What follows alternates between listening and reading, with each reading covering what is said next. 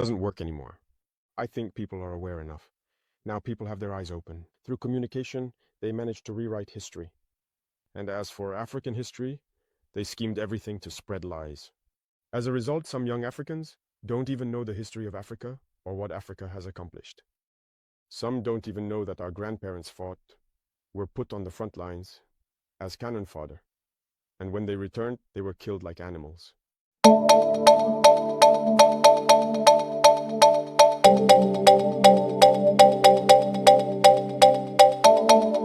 Welcome to Talk of Africa 360, your source for insightful news, analysis, and thoughtful commentary. If you value informed perspectives and fact-based reporting, be sure to like, subscribe, and hit the bell so you never miss an update. Disclaimer: the content on this channel is based on reliable public sources and credible online information. It is intended strictly for educational and analytical purposes.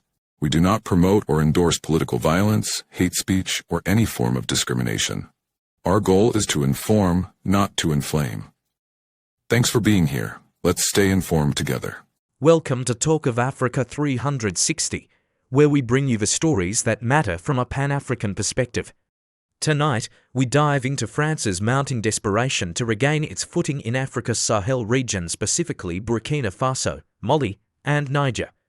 Once considered the heart of France's African influence, these nations are now rewriting the rules of engagement. And for Paris, the financial fallout is nothing short of catastrophic.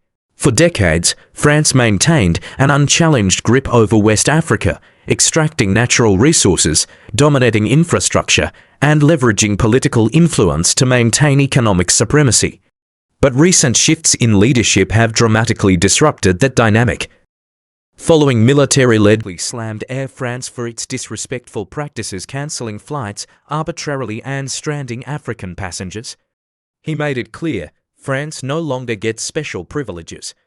If it wants to return, it must compete on a level playing field. The most devastating blow to France, however, comes from Niger's uranium industry. France's nuclear power sector has long relied on uranium from Niger to power over 70% of its electricity grid. Under the former regime, Niger sold uranium at heavily discounted rates. In return, the country received a meager 5% of the profits. That arrangement ended in July 2023, when Niger's new leadership suspended uranium exports to France. French energy giant Orano, formerly Areva, was forced to halt operations, leading to soaring costs and the search for alternative suppliers in Canada and Kazakhstan. With France's cheapest energy source gone, energy security is now in jeopardy. France's claim to African gold is also eroding. Despite having no significant reserves of its own, France has exported vast quantities of gold for decades, largely mined in Burkina Faso, Mali, and Niger under colonial-era contracts that yielded little benefit to local populations. Now, these countries are nationalizing their resources and ending those contracts. French-linked companies like Endeavour Mining and Bolor Group are either under scrutiny, restricted, or losing operations entirely. New partnerships with Russia and China are replacing French dominance. The oil and gas sector is facing similar setbacks. Total Energies, once a dominant force in African oil markets, has seen its access restricted in Niger, Mali, and Burkina Faso. Oil exports are being rerouted, and energy deals are now being inked with Asian and Middle Eastern powers. France, once dependent on cheap African oil, is now increasingly reliant on more expensive sources in the US and Middle East. France's economic reach in Africa extended far beyond resources. It also controlled much of the infrastructure. Giants like Vinci, Eiffage, and Bouygues once had strongholds in the region's construction and logistics sectors.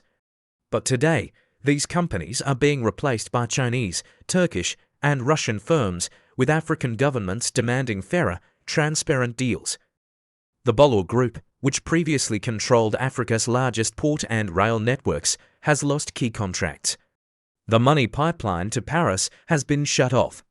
What we are witnessing is not just economic turbulence, it's a systemic collapse of France's neo-colonial model in Africa. With resource nationalism rising, and African leaders demanding dignity and sovereignty, France's influence is evaporating. In countries like Senegal, Chad, Cameroon, Gabon, and Ivory Coast, public sentiment is turning sharply against French economic presence.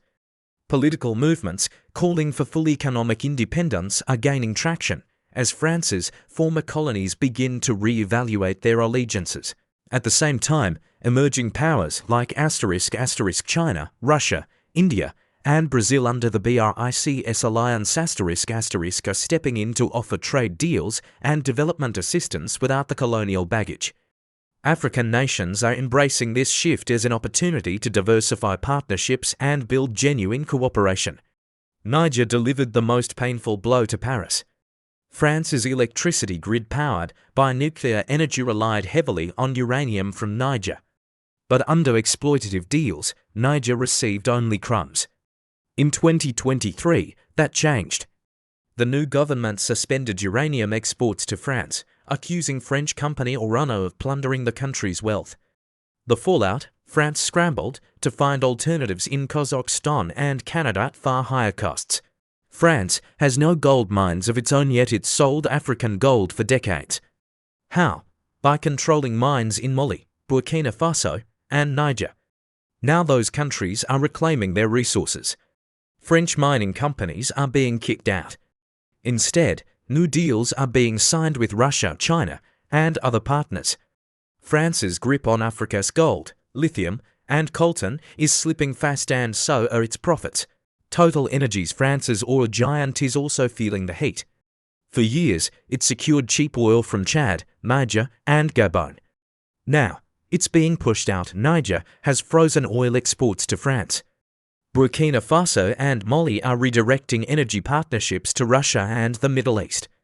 With access cut off, France must now pay premium prices for fuel from the US and Gulf states. France's influence wasn't just about resources.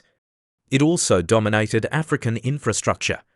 Companies like Vinci, Eiffage, and Bourget built roads, airports, and dams under corrupt contracts that funneled money back to France. But that monopoly is breaking apart. Today, Chinese, Turkish, and local African firms are taking over. The Bollor Group, which controlled ports and rail lines across West Africa, is losing contracts fast. This isn't just about economics, it's about sovereignty. The Sahel countries are leading a continental awakening. They are refusing to be exploited. They're setting a new precedent. Africa's wealth must benefit African people, not foreign corporations. France is now facing an economic reckoning it never anticipated. The consequences for France are staggering. Without Africa's uranium, gold, and oil, France is losing its edge in nuclear energy, trade, and global markets. Corporations are collapsing, energy costs are soaring, and Paris is watching its influence fade into history. Meanwhile, anti-French sentiment is rising across the continent. From Senegal to Gabon, people are questioning the old alliances. Even in Ivory Coast and Cameroon, once loyal allies, new political voices are demanding freedom from French economic control. The BRICS nations are stepping in, offering more equitable trade and development deals. A new Africa is emerging, and France is no longer at the center of it. The fall of France's empire in Africa is not just about politics, it's about justice, history, and self-determination. The Sahel has spoken. Africa will no longer serve as a cash cow for foreign powers. The world is watching, and so are we.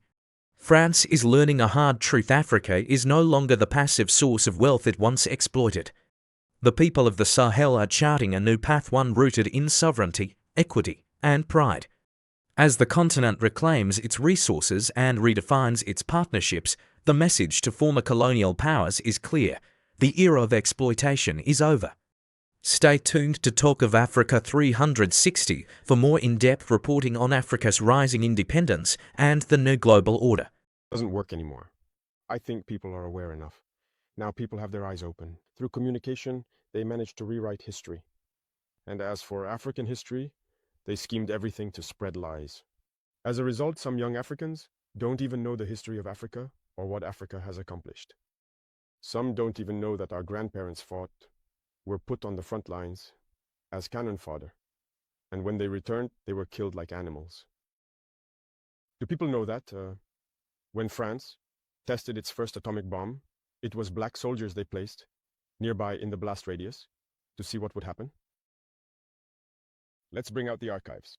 Everything they've used against Africa is terrible. So all of this needs to be communicated so that young Africans understand, because there are still many who are asleep and continue to speak on behalf of the imperialists. Whatever they're told to say, they do it. Maybe it's because, well, they're given something, I don't know. But Africans need to understand their history and wake up. So that's our fight as well.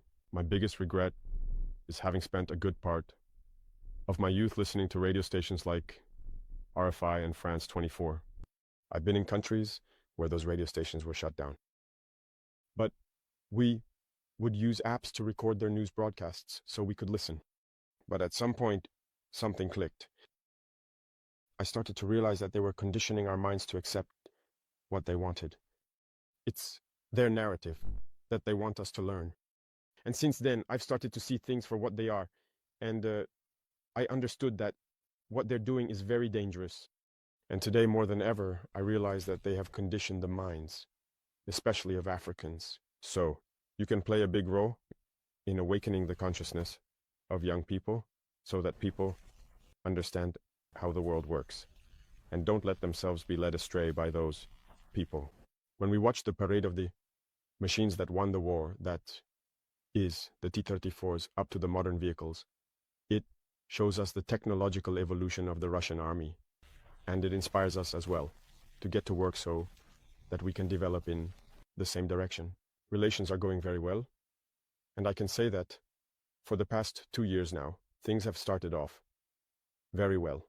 And we are working on deepening the areas of defense and security, but also education and later on the commercial sector and other aspects. So we have staggered the different areas so that we can exchange a lot and share many experiences, because we also have a lot to learn from Russia in the field of education, especially in the sciences. Now, it must be said that up to today, gold is the main export product in Burkina Faso. But we have set agriculture in motion, first for self-sufficiency, but also for foreign trade and export. The terrorists are reinforced by many foreign fighters who come from elsewhere, who are not, in fact. If I take the case of Burkina Faso, there are many criminals in Burkina Faso, but they are not Burkinabe. There are also trainers who come from many countries to teach them a lot of techniques. But what is their interest? It's not really terrorism, it's imperialism. Their goal is to keep us in a state of permanent war, so that we cannot develop and so they can continue to plunder our resources. So they have every interest in bringing in specialists in mines to lay various types of mines and explosives experts. Today, the terrorists use drones to fight and everything. So these are professionals from certain countries who come to teach them all of this. All of this is to keep us in a state of insecurity. But we are aware of the situation. We adapt each time to their methods of operation, and we will continue the fight until we have recovered the entirety of the Sahel. So all the countries that are fighting today for their more economic independence, we are trying to collaborate better with these countries, because there are many structures to put in place, and there are many areas that need to be upgraded in the 3 countries. Because as you know, from an economic standpoint, we are not at the same level, and from a military perspective, there are many aspects to consider. We need to try to balance things out. And so, this requires the establishment of many structures and numerous meetings. And free movement requires a certain number of parameters to be put together. You must have seen that we did a lot of work to come up with a single security document for travel and everything.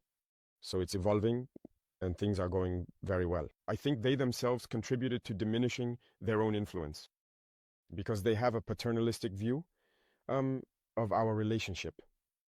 You see, whenever you look at everything we do, every initiative we take, it's always about Russia. Someone speaks, and they say they're influenced by Russia. Everything that happens, it's Russia. Why do they have their eyes closed like that? So Africans aren't capable of developing anything. Africans aren't capable of inventing, innovating, or taking initiatives. That's what As reactions continue to pour in from across the continent, one thing is clear. Africa is demanding respect, sovereignty, and accountability. Was this just a diplomatic misstep or a deeper sign of shifting global alliances? We'll be watching closely. If you found this story important, don't forget to like, share, and subscribe for more real, unfiltered African news. This is Talk of Africa 360, telling the stories that matter.